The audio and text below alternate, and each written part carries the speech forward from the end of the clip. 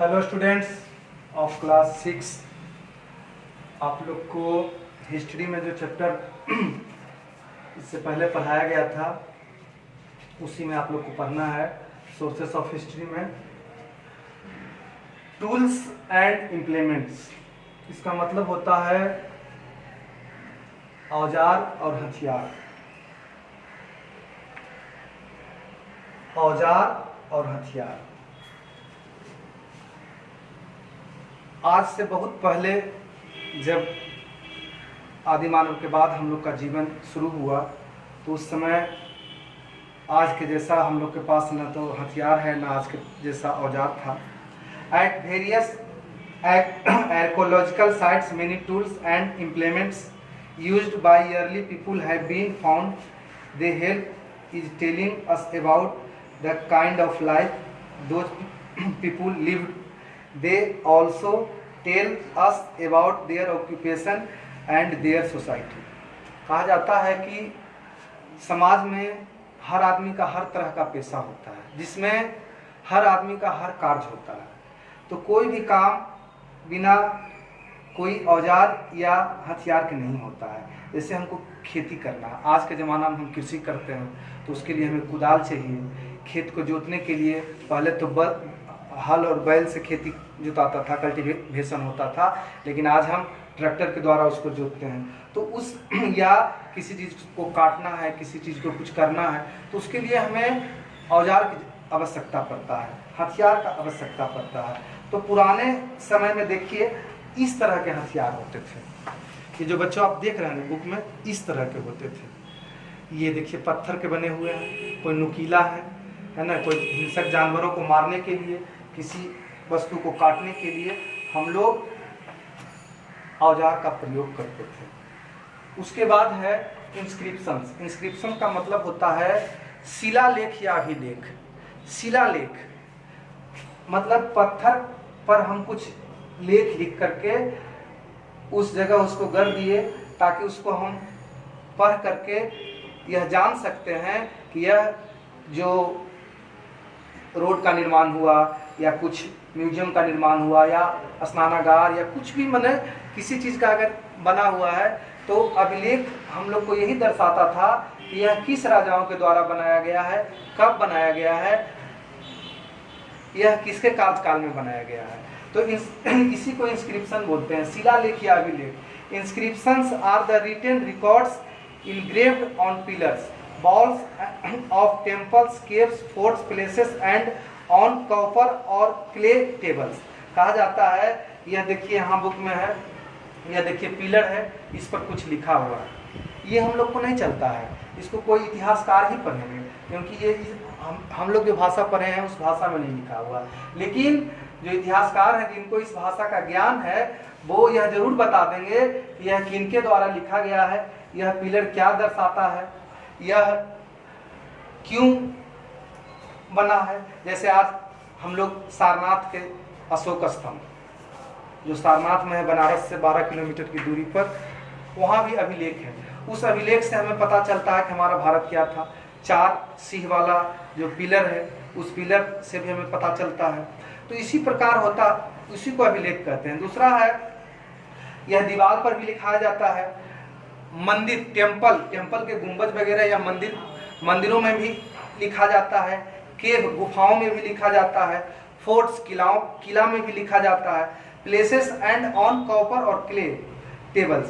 They not only tell us the names of the kings but also tell us about their empires. यह किसके द्वारा बनाया गया है ना, उस समय का कौन साम्राज्य था, उस साम्राज्य के राजा कौन होते थे। The wars fought by them, their message of peace, their administration and the extent of the area। इस अभिलेख से हमें यही मिलता है कि यह हमें वही संदेश देता है कि यह किस राजाओं के द्वारा निर्मित है, यह उस समय का प्रशासनिक व्यवस्था कैसी थी। ये जो अभिलेख है हमें किस चीज़ का संदेश देता है। The Allahabad inscriptions tell us about Samudragupta military conquest. कहा गया है कि अब इलाहाबाद, जिसका नाम अभी प्रयागराज हो गया है फिर से, पहले भी प्रयागराज था। तो इलाहाबाद के पास एक अभिलेख है, उसमें समुद्रगुप्त का वर्णन है।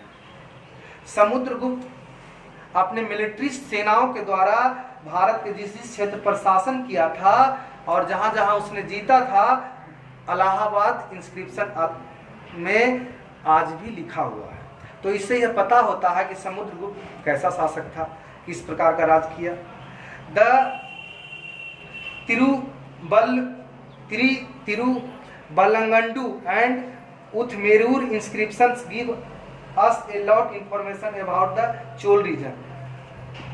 तमिलनाडु में तिरुवल्लुवर और उथमेरूर इंस्क्रिप्शन है जो चोल राजाओं का वर्णन करता है। The inscription of the Maurya king Ashoka are the earliest inscription of India. कहा जाता है मौर्य राजा अशोक का भी इंस्क्रिप्शंस है। They are known as edicts, इसको हम एडिक्ट्स के नाम से जानते हैं। तीसरा है कॉइन्स, सिक्कों। उस समय जब हम लोग रहते थे, कॉइन में होता है सिक्का, रहते थे, तो जब हम किसी से कोई वस्तु लेते थे या आदान प्रदान करते थे, उस समय वस्तु विनिमय प्रणाली के साथ साथ सिक्कों के द्वारा लेन देन होता था, कार्य होता था। Coins are normally made of metal of the alloy made during this period. वह कॉइन सिक्का जो है एक धातु का बना होता था, जिसमें the coins indicate the level of scientific advancement during that era. उस सिक्के में लिखा हुआ होता था कि यह सिक्का किस ईरा का है, किस राजाओं के द्वारा चलाया गया है, यह किसके शासनकाल का सिक्का है। They help us to learn about the rulers in a particular dynasty, है ना। हर वंश का शासन रहा है, उस वंश का भी नाम रहता था। एंड एशिएटियन देयर रीजन, उस समय का उस क्षेत्र में कौन राजा थे। They also provide whittle clues about the economic condition of the country. उस समय देश का आर्थिक स्थिति क्या था, जो उस क्षेत्र के राजा थे वह अपने देश का आर्थिक स्थिति कैसे बनाते थे। Sometimes coins provide information about the nature of religion of the Kings. वह राजा का नेचर बताता था, राजा का धर्म भी बताता था कि वह राजा किस धर्म का है। For example the coins issued by Samudragupta. कहा गया है कि एग्जाम्पल के द्वारा बताया गया है कि Samudragupta had his picture with a veena. Samudragupta के समय जो सिक्का चलता था, उसके सिक्का पर बीना का पिक्चर होता था। जो बीना मतलब जो हम लोग का वाद्य यंत्र है, वो veena. This clearly indicates his love for music. तो बीना जो है, बीना से यह सिद्ध होता है कि यह संगीत और प्यार का चीज है। उसी प्रकार से हर राजाओं का हर प्रकार का अपना अपना सिक्का होता था। उसके बाद है पॉटरी। पॉटरी मतलब होता है मिट्टी का बर्तन। पॉटरी मतलब मिट्टी का बर्तन। देखिए आप लोग यहाँ बुक में है, यहाँ पॉटरी कितना प्रकार का बर्तन है, यह बहुत पहले का काल का है। In excavations many pots have also been unearthed. They are basically utensils made of clay और in later times made of metal. कहा गया है यह जो मिट्टी का बर्तन है, यह मिट्टी से बना है, क्ले कीचड़ से बना है। They tell us about the culture. यह हमें उस समय की संस्कृति को ज्ञात कराता है कि उस समय हमारा संस्कृति कैसा था, सिविलाइजेशन कैसा, माने संस्कृति और सभ्यता, एंड लेवल ऑफ डेवलपमेंट, और हम लोग उस समय किस प्रकार विकास करते थे, हम लोग किस तरह से डेवलपमेंट कर रहे थे। ये सब पॉटरी बर्तन दिखाता है। उसके बाद है मोनूमेंट्स, इसको हम स्मारक कहते हैं या इमारत कहते हैं। मोनूमेंट्स इमारत, जैसे देखिए आप, मैं बता रहा हूँ monuments refer to a ancient buildings which have survived the test of times. इमारत जो है यह प्राचीन काल का स्मारक होता था, बना हुआ होता था, जो उस समय के किस राजाओं के द्वारा बनाया गया, किस लिए बनाया गया। These structures are mostly found as temples, most tomb, stupa, places and forts। स्मारक का जो स्ट्रक्चर होता था अगर हिंदू राजाओं के द्वारा बनाया गया है तो उसका आकार टेम्पल के समान होता था, मंदिर के समान होता था। अगर मुस्लिम राजाओं के द्वारा बनाया गया है तो उसका आकार मोस्क, मस्जिद के समान या मकबरा के समान, टॉम्ब के समान होता था। अगर बौद्ध राजाओं के द्वारा बनाया गया है तो उसका आकार स्तूप के समान होता था। प्लेसेस एंड फोर्ट्स और किला भी होता है। They tell us about the social, religious and cultural life of the people of the age when they were built, rebuilt और एलर्टेड। कहा गया है कि हर राजा सोशल, रिलीजियस, सामाजिक, धार्मिक और सांस्कृतिक लाइफ को दर्शाता था। In 250 BC in the times of Ashoka the Sanchi stupa, कहा गया है 250 वर्ष पहले सम्राट अशोक ने एक सांची का स्तूप बनाया है। देखिए यहाँ सांची स्तूप का एक चित्र है। सांची स्तूप, यह जो स्तूप है आज भी है, मध्य प्रदेश में है। आइए, 4 गेट्स, इस स्तूप में 4 दरवाजा हैं। 1 is each direction, were added to enhance its beauty and inscriptions on the south gate tells us the was donated by king Satakarni. दक्षिण में राजा सतकर्णी का दरबार है। उसके बाद है the shore temple, the shore temple near Chennai. शोर टेम्पल जो है यह चेन्नई में अवस्थित है।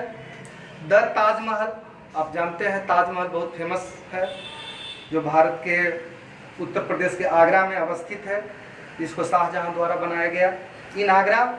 And the red fort, red fort भी शाहजहां के द्वारा बनाया गया, दिल्ली में है। रेड फोर्ट का मतलब लाल किला होता है। यह लाल बलुआ पत्थर से बनाया गया था। In Delhi are some moments that are of great historical significance. यह हमारे देश का ऐतिहासिक इमारत है। तो आज आप लोग को मोनूमेंट्स तक, tools and implements, inscriptions, coins, poetry और मोनूमेंट्स, ये 5 पढ़ाया गया है। तो आप बच्चों, ये जो 5 टॉपिक है, 5 टॉपिक के आधार पर आपको वर्ड्स मीनिंग क्वेश्चन असाइनमेंट में भेजा जाएगा। आप लोग उसको ध्यान पूर्वक बनाइएगा, जरूर से जरूर बनाइएगा। Thank you.